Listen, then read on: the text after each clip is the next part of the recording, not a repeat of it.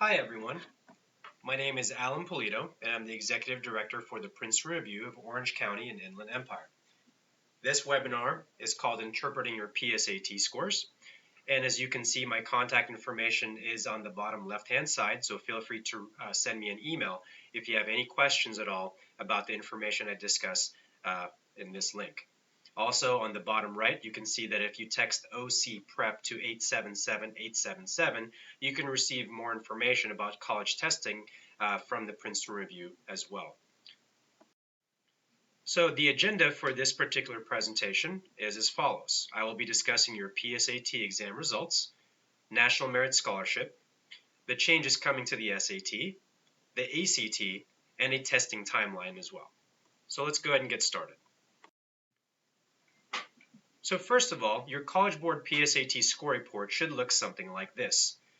Depending on when you are listening to this webinar, you might be accessing your score report online, or you might actually have the physical paper in front of you, again, depending on when you are happening to listen to this.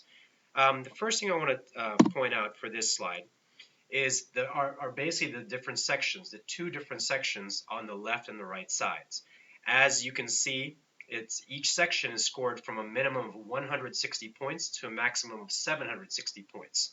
And on the left-hand side, that's your sectional score for evidence-based reading and writing. On the right-hand side is your math score. The score in the middle is your total, and in this case, the scoring grid for that is from a minimum of 320 points to a maximum of 1,520 points. One of the things that we realize everybody's going to have to get used to on the redesigned PSAT is a slight variance in terms of the scoring range itself. If any of these sound remotely familiar to you, it's because they are fairly close to how the redesigned SAT sections are going to be scored, but just a little bit of variation as well, which I'll get to in a couple of slides here. I also want to point out to you guys that you have percentiles beneath each of these three-digit scores. So for example, on the left column, you see 18th percentile. In the middle column, you see 28th percentile. And in the right column, you'll see 47th percentile. The percentiles basically compare you to other 10th or 11th graders, depending on the grade level that you self-reported on this exam. The nationally representative percentile actually compares you to all the students in that grade level in the United States, regardless of whether they took the PSAT or not. If you are accessing your score reports online, you can go into the score details, and you also have what's called a user group percentile, which is not shown on this slide. The user group percentile also compares you to students in the same grade level, 10th or 11th, but those students are the ones who have taken the PSAT. So once again, the nationally representative percentile here compares you to students of the same level, grade level in 10th or 11th, but that encompasses all the students in the United States. One of the best ways to determine how you performed on this particular PSAT isn't so much looking at your actual score, because it's going to take some time for people to get used to understanding what these actual scores mean. It is an easier way to look at the percentiles themselves, because it tells you how you compare to students of the same level. So for example, if we take a look at the 860 total score here, it says 28th percentile. That means that this student scored better than approximately 28% of the rest of the country. Obviously, the higher the percentile given to you, then the better that you performed. Please note, guys, that because this is the advent of the redesigned PSAT, we also expect at Princeton Review that College Board, the people who administer and write this exam, are going to give you inflated percentiles for this test. One of the reasons is that in preparation for the redesigned exam that is arriving in March 2016, they want to make sure that they're not scaring off people from trying their exam as well. So they will probably try to make these numbers as friendly as possible. And we're seeing some of that with the percentiles that seem a little too high, a little too inflated, in our opinion. On this slide, we show you another portion of the PSAT score report. So let me point out a couple of things. So first and foremost, they're referring to something called the College and Career Readiness Benchmark, and this shows how close you are in mastering the content section on this particular test based upon your grade level. So one of the more helpful things about this section in the score report is the usage of a color scale shown as red, yellow, and green. Kind of makes sense because we're used to that, of course, in our driving situations. As explained above in the score report, red is a range that means you need to strengthen your skills in that area. Yellow means you are approaching the benchmark, and green means you meet or exceed that benchmark as well. Please notice that the scale from each of the different scores that you see does vary when you're looking at the range of the colors. What it means is that the yellow and the red and the green are not of the same lengths when you compare the bars to one another. So there is some perceived fluctuation when it comes to what benchmarks different grade levels are supposed to have for these different skill sets. So first here, if you take a look at the test scores on the left-hand side, you can notice that it tells you that it's a range from 8 points minimum to 38 points maximum. These test scores, the ones that say reading, writing and language, and math, these are the ones that are related to national merit in your selection index, which I will discuss in a few slides. Below that are the cross test scores, and you can see they're also from a range of a minimum 8 points to a maximum of 38. You are given two sections in cross test scores, which they call analysis in history / social studies and analysis in science. The reason they call this cross test scores is that there are certain questions on the PSAT and the official SAT as well that cross over in terms of subject matter and style and content discussed. So although there isn't technically a history, social studies, or science section on the redesigned PSAT, the test writers believe that some of the concepts and questions that they've asked do revolve around those skill sets. That's why they gave you those cross test scores. On the right-hand side, you have the subscores with a range of minimum 1 to a maximum of 15 points. These subscores will appear later in your score report, and I will point that out as well. But I want you guys to understand that both the cross-test scores and the subscores are really the least important results that you can find on this PSAT. It is not something that colleges are expected to look into, even on the official exam itself. So what really you need to be paying attention to is your total score, shown in the previous slide, and also the test scores under reading, writing and language, and math. You hear your scores and next steps, and it breaks down for you in my sample a section from the reading test and the writing and language test. The left-hand side tells you which skill sets you are likely quite capable of performing, and the right-hand side has tips on how to improve your skills by focusing on certain things. While this by concept seems to be helpful, reading just a couple of the sentences there, it does read a little bit too general and sometimes cryptic in our opinion, but if you can make some use of it in order to influence how you might study for and prepare for your next exams, go ahead and do that. So it does make a somewhat of a fairly weak attempt at telling you what you might need to improve, but at least it gives it a good college try. This slide of the score report is, in our opinion, the most important part of this, in addition to the total score that you were shown a few slides ago. So this tells you your question level feedback, and it is essentially the answer key so that you may continue to practice. So let me tell you what the columns are all about. Effectively, on this part of the score report, it tells you exactly how you performed at every single question. So the first column that you see lists the question number from top to bottom. In the first column there, it starts with question number 1, going all the way down to number 15. The second column lists the correct answer according to CollegeBoard. So for question number 1, the correct answer is A.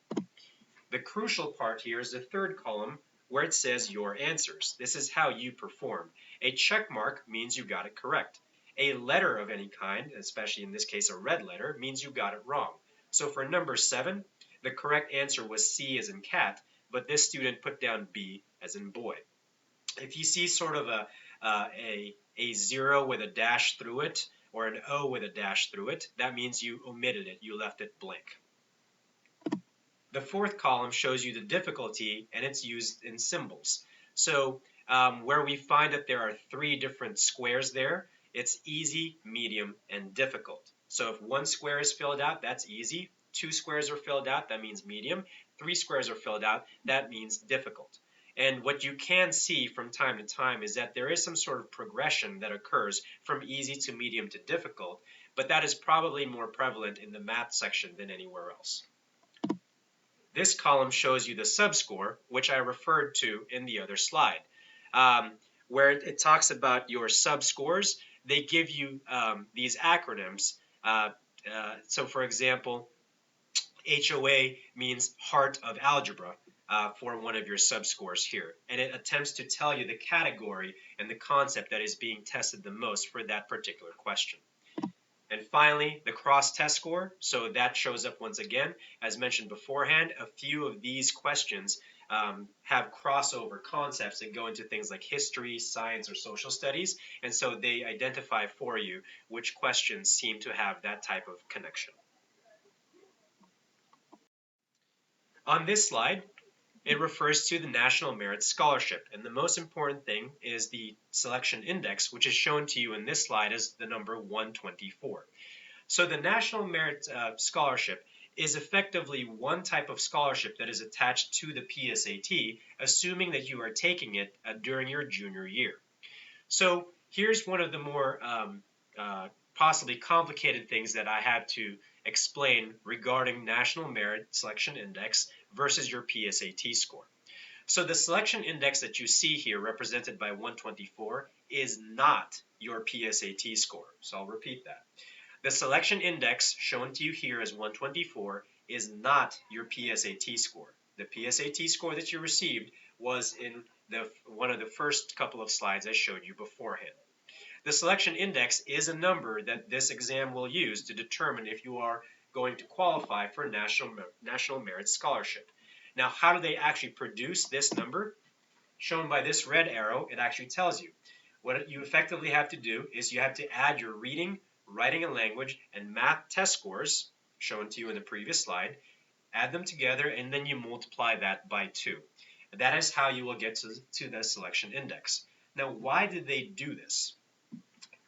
So the explanation is actually fairly simple. They did this because they want to ensure that the comparison of the selection index numbers in the past is comparable to the selection index of today. That's all they're trying to do. So because in the past, these selection indexes were gauged based on a certain range, they're trying to duplicate as closely as possible so that there isn't too much change in the eyes of National Merit Scholarship. So that's what they did there. For us, we feel as if this is one of the few times that they said, listen, it looks as if we are throwing a whole lot of scores at this audience today. So let's try to kind of give them a little break, cut them some slack, and show them something that looks remotely familiar. And hence you've got this selection index that looks remotely familiar to years past. Please note in the bottom there, we put that qualifying scores are different per state, and that is true. California happens to be one of the highest scoring states in the country. Therefore, the average range for us for National Merit Scholarship is in the upper percentages. Approximately the top 3% of PSAT testers in their junior year have any sort of chance of being commended or becoming semifinalists, finalists, or eventual awardees.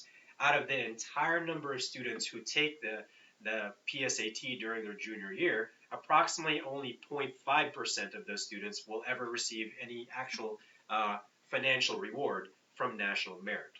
So one of the reasons it might be a good thing to qualify for National Merit is, of course, the remote possibility that you might get some scholarship money towards your college of choice.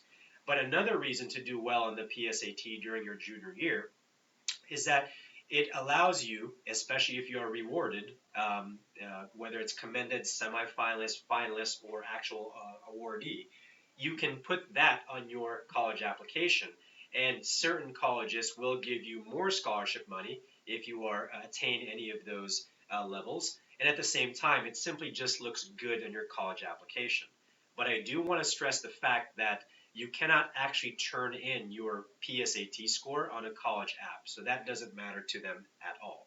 And at the same time, for most of you who are not going to qualify for National Merit Scholarship, this PSAT did its job in that it introduced to you what the official exam might feel like without actually affecting your college eligibility. Note that if you are planning to qualify for a National Merit Scholarship, you must be a high school student, and these entry requirements are listed on the right-hand side of this slide. You must have taken this test during your junior year, and you must be a U.S. citizen or at least have permanent residence status or be inside that process in order to be eligible. Another factor that some students are not aware of is that even though you might have a great PSAT score to qualify for national merit, you must also take the official SAT and duplicate, as they call it, duplicate the same range to confirm your abilities in testing. Okay, anybody who is going to receive any type of notification from National Merit, your school also takes care of that, and the process goes all the way into your senior year. So when we take the PSAT, obviously that's really just a practice test in anticipation of the official SAT. And this slide introduces the idea and reminds you that the SAT, or the redesigned SAT, is approaching this March 2016. So it would, of course, make sense for us to compare the current exam, which is going away this March, versus the new one. So as far as general format and scoring are concerned, here's what you've got as far as differences. The sections, there are 3 subject areas in the current SAT, whereas they will shrink it down to 2 areas, which are called math and evidence-based reading and writing on the new exam.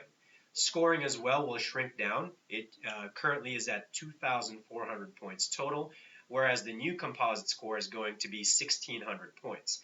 If that looks familiar to any parents who are listening to this webinar, then that's because it should, since that was the previous scoring grid back in March 2005 and previous to that year.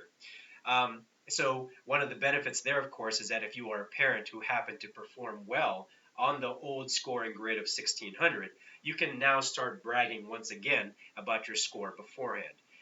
The current status is that if you are, let's say, a father who scored a 1510, if you told anybody today that you scored a 1510 on the SAT, that wouldn't look very impressive because that's national average.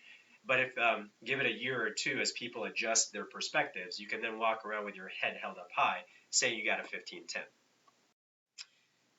Some other comparisons here would be in the answer choices. The current SAT is 5 answer choices per question, and that's going to shrink down to 4 answer choices per question on the redesigned exam. There's also an incorrect answer penalty that takes a quarter of a point off every time you answer incorrectly on the current exam, and that's going away for the new one. Now, if these 2 changes also look familiar to you guys, that's because the characteristics of having only 4 answer choices and no penalty for incorrect answers is already something that the ACT currently does. So it's not a secret that many people are of the opinion that the redesigned SAT is looking more and more like the ACT. And that's not a surprise, and frankly, that's not a secret. If you want the story behind the story, effectively a few years ago in 2012, the ACT overtook the SAT as the #1 college admissions exam in the country. So for the first time ever, the ACT became the more popular test. As a result, the SAT test writers then said, what can we do to regain that lead? And they studied what the competition was doing, and these are some of the characteristics that they found people actually really liked. Hence, they effectively copied what the #1 guys were doing in the hopes of trying to regain that position. Here are some other changes that you will notice between the current versus the redesigned SAT. There will be charts and graphical elements that will be dispersed throughout the exam. And another big change is the fact that historical documents and speeches are also going to be featured throughout the test. So things like the Declaration of Independence, the Constitution, speeches by prominent historical figures are going to be tested intermittently. Calculator usage also has a slight adjustment, whereas in the old SAT, you were permitted to use calculators throughout all the math sections. The redesigned SAT, you're only going to be permitted to use calculators on one of the 2 math sections. Now, The good news there, guys, is that on the non-calculator math section, they're going to give you numbers and situations that should work out if you know what you're doing as far as using equations and simple arithmetic. So they're not expecting you to memorize the sine, cosine, tangent tables, for example. The format here, paper and pencil, that's pretty much for the most part how it's going to be administered to everybody else until they find a way to use computer testing that is fair and applicable to every high school student. Now, what about the ACT? So whenever you're talking about standardized testing and you start with the SAT, you obviously have to talk about its rival, the ACT. Let's walk through some differences between the ACT and the new SAT. As far as general format and scoring are concerned, the ACT looks to have more test subjects, which include math, English, math, science, and reading. And you can notice that the essay is considered optional for both the ACT and the new SAT. Now, this is another characteristic that the SAT test writers decided to borrow from ACT.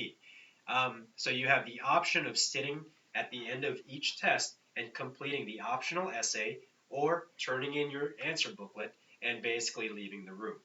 Now, our advice at Prince Review is that if you're going to sit there and take the entire multiple choice section and you are now faced with the decision to take the optional essay or to leave it blank, we suggest that you take it anyway unless you are 100% certain that you are not applying to any colleges that require the optional essay.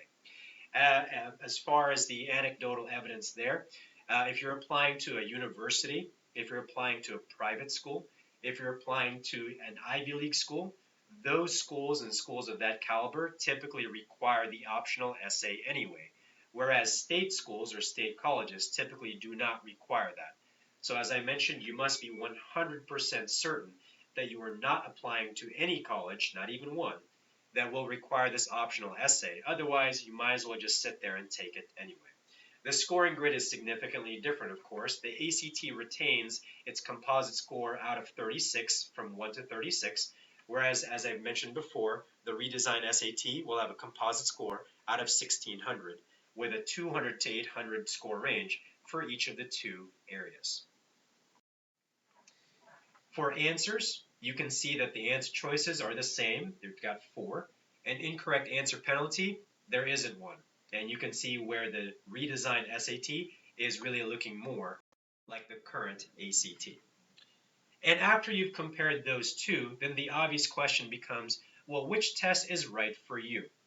I will preface this by saying that what you should always do is to take practice tests and then compare those practice test scores. Nothing beats that method, okay? So if I wanted to know if I were better at basketball versus football, instead of just thinking about and trying to guess through anecdotes which one might be better for me, I should actually get out there and play. And then I can actually judge for myself which sport was better for me. That is the same idea with testing. You always want to try to use practice test scores so that we can quantify and we can compare the numbers in determining which test is a better fit for you. That said, we also have some idea about their differences and similarities that I'll lay out for you in the next couple of slides. Okay, so as far as the questions are concerned, the redesigned SAT questions are considered to be trickier and require more time to understand, whereas ACT questions do tend to be more straightforward.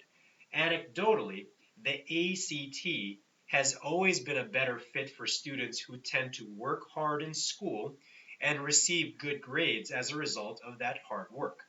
The ACT also tends to reward students who are great at following instructions and also are able to do their homework and follow through with all the necessary things to be considered a good student in high school. As far as statistics are concerned, when you're comparing the ACT and the current SAT, female students tend to perform better on the ACT. Whether that will continue as a trend when the redesigned SAT approaches is still unknown, but we're confident that for those students who like questions to be more straightforward, will perform better on the ACT. As far as vocabulary is concerned, neither test is going to formally test vocabulary, but the SAT is still keeping a little bit of its old identity in that it has a slightly stronger emphasis on vocabulary in context. So what that means is when you are reading a passage, at least a couple of different times, the SAT will highlight or point out specific vocabulary words and ask you how they were used within the context of that passage, whereas the ACT very infrequently does that. For the essays, I mentioned that they are both optional, but here's information about the content. First, you'll see that the SAT essay on the redesigned test is 50 minutes long, whereas the ACT essay is 40 minutes long. So there's that 10-minute difference. The SAT essay on the new exam is going to be much more comprehension focused. So with the samples that we've seen that have been released by College Board, it will show you perhaps a historical document of some kind, and you are supposed to read that document, and then you are going to be asked to break down the efficiency of that document based on the argument or position it is trying to make. You are asked to point out certain things about the structure, the diction, the strategies, using literary techniques such as irony, foreshadowing, similes, metaphors, so on and so forth. And you are to design and write an essay that discusses how effective that argument was based on the document that you just read.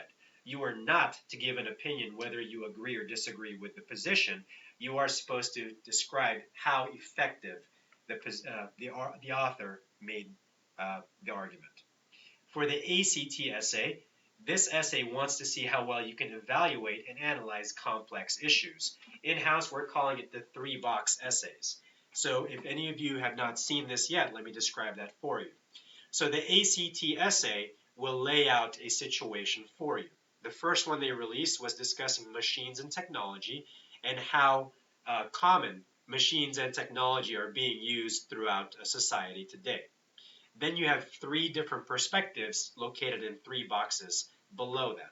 One perspective might embrace the idea of technology and say that we need to try to maximize our use of technology and machines in almost every part of our lives.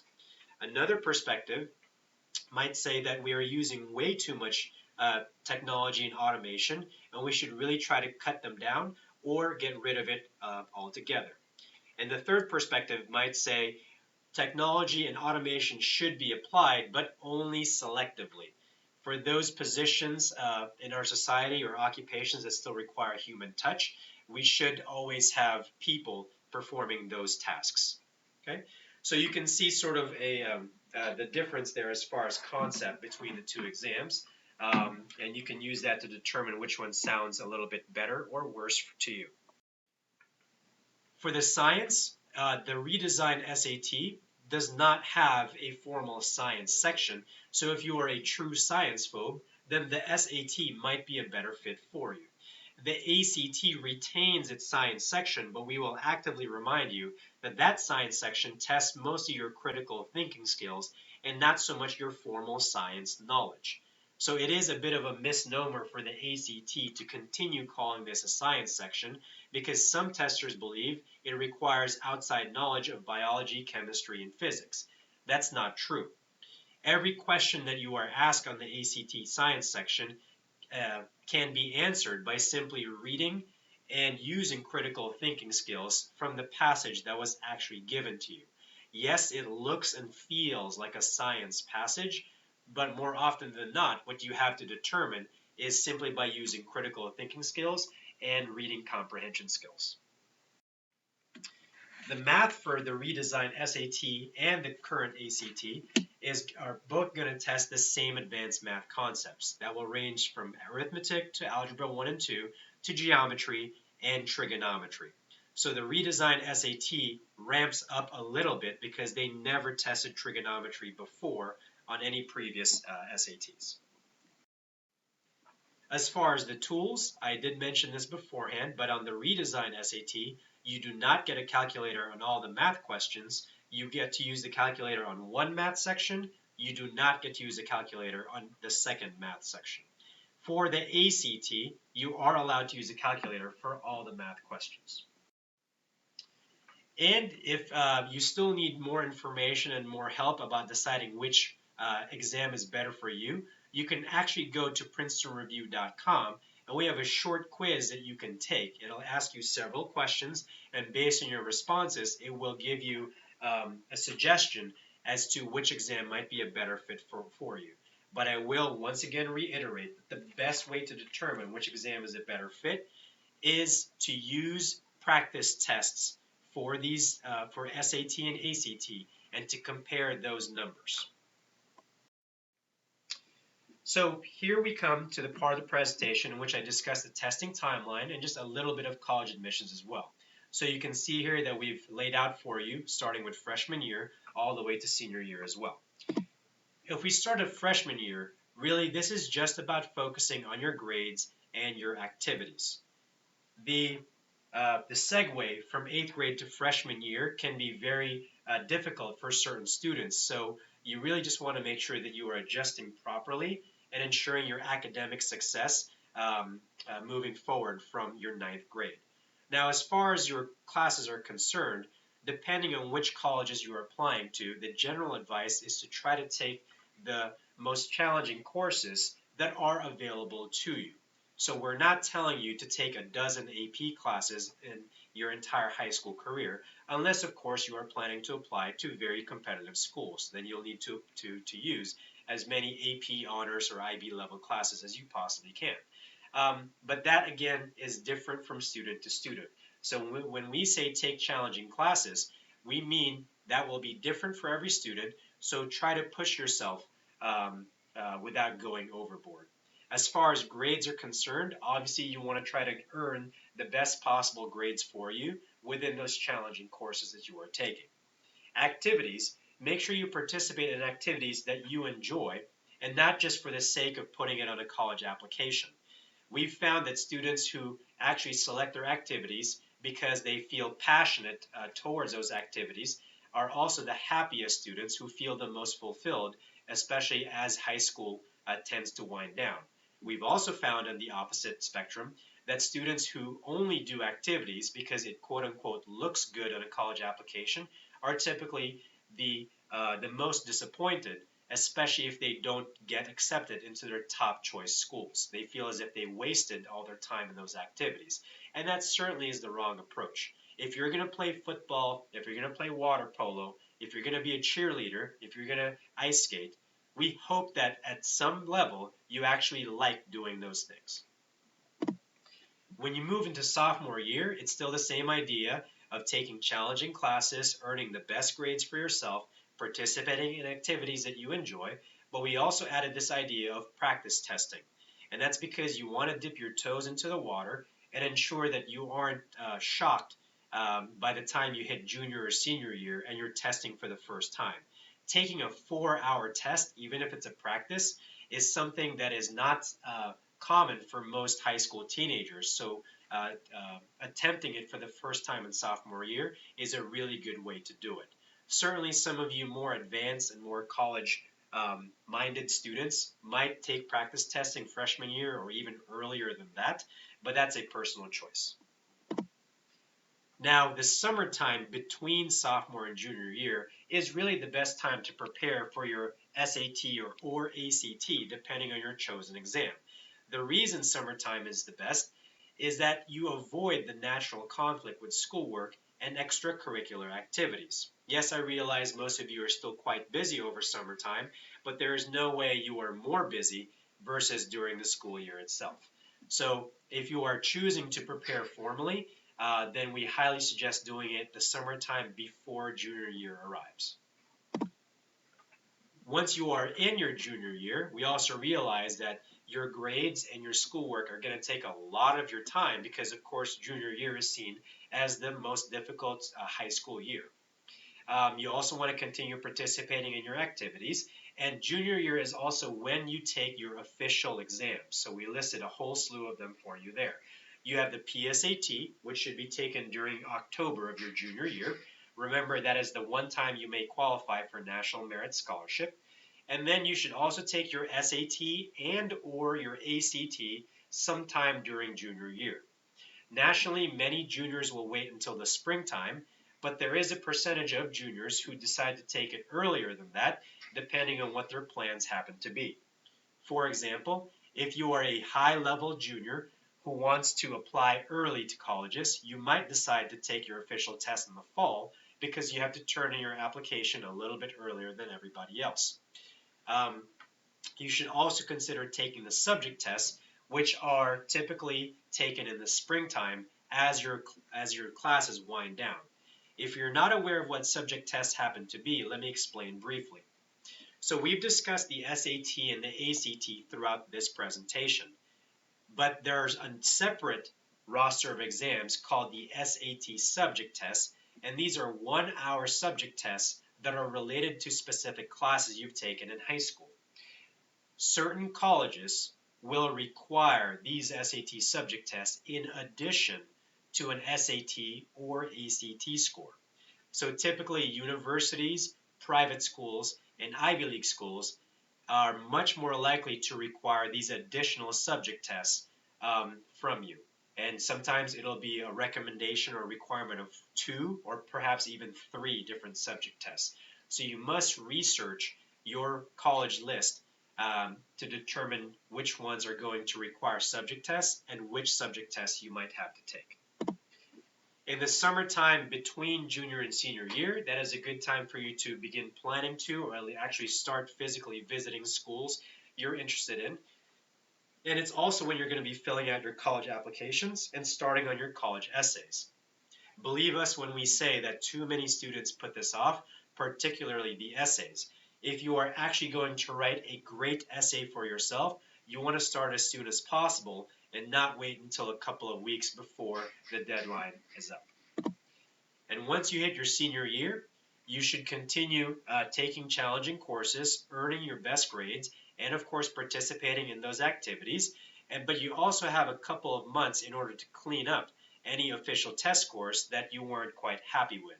So you have chances to attempt the SAT and or the ACT and or subject tests as well. Testing deadlines will vary from college to college, but a lot of them will accept up until the December test unless you're applying under early action, early decision. Your mileage may vary, so please make sure to research the deadlines and policies of your colleges. So for us at the Princeton Review, we want to help you get into your dream school. We're proud of the fact that we're #1 at getting students into top colleges. We have 30 years of proven methods and test-taking strategies, and we have awesome teachers, and we also guarantee better scores and better grades. If you are seeking any type of formal preparation, whether it's private tutoring, classroom, small group, or online, please feel free to contact us, and we'd be happy to help you. If you need more help, you can use any of these things. You may call the 800 number that will connect you to our National Contact Center. You may go to our website. There's a lot of information there. And if you want to reach out to me specifically, email me at alanp@review.com. Don't forget to text OC Prep to 877-877 to receive more information about college testing from the Princeton Review. Thank you very much for listening. Good luck with your testing.